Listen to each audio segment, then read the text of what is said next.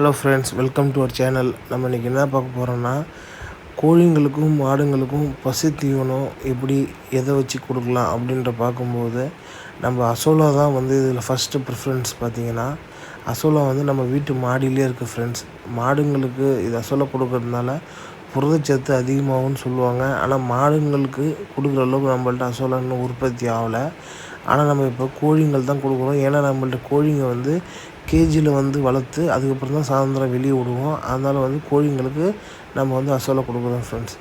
சண்டேன்றதுனால பசங்களுக்கு இது ஒரு ஆக்டிவிட்டியாக இருக்கும். அப்படின்றதுனால சண்டே வந்து நம்ம என்ன பண்ணுறது, பசங்களை வச்சு விளையாடிட்டு இது வந்து கோழிங்களுக்கு அசோலா கொடுக்குறோம். பாருங்கள், பையனே வந்து அசோலா வந்து அழகாக காலையிலேயே எடுத்துகிட்டு அதில் வந்து கோழிங்களுக்கு கொடுப்பான். அந்த பாருங்கள், கோழிங்களுக்கு கோழி எந்த அளவுக்கு விரும்பி சாப்பிட்டு பாருங்கள். இது வந்து ஒரு விதமான பாசி தான், தண்ணியில் வளர்கிற தாவரம்.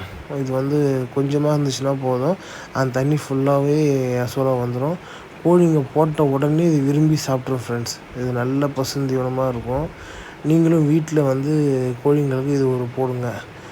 இது போட்டிங்கனாலே உங்களுக்கு நல்ல ஒரு ரிசல்ட் வரும். கோழிங்களுக்கு வெயிட் கெயின் ஆகும், செரிமான பிரச்சனை கம்மியாக இருக்கும், நிறையா பெனிஃபிட் இருக்குது. ரெண்டாவது புரத சத்து ரொம்ப அதிகமாகுது, வைட்டமின்ஸு, அதுக்கப்புறம் வந்து ப்ரோட்டீன் எல்லாமே அதிகமாக இருக்குது கோழிங்களுக்கு. நம்ம கோழிங்களுக்கு எப்பயுமே அசோலா வந்து டெய்லி ஒரு வேளை கொடுத்துருவோம். நம்ம கின்னி கோழியுமே அதை வந்து சாப்பிடுவோம் அசோலாவை விரும்பி. நீங்களும் வந்து கண்டிப்பாக யாரெல்லாம் கோழி வீட்டில் வச்சுக்கிங்களோ அவங்க வந்து அசோலா வந்து நீங்களே உற்பத்தி பண்ணுறது தான் நல்லது. இது கொஞ்சம் தீவன செலவு கம்மி பண்ணும். அது வந்து கண்டிப்பாக நடக்கும். நம்ம வந்து தீனியில் கலந்து கொடுக்காம நேராகவே அசோலாவே கொடுத்துருவோம். யாரெல்லாம் அசோலா வளர்க்குறீங்கன்னு கமெண்ட் பண்ணுங்கள். பாய்.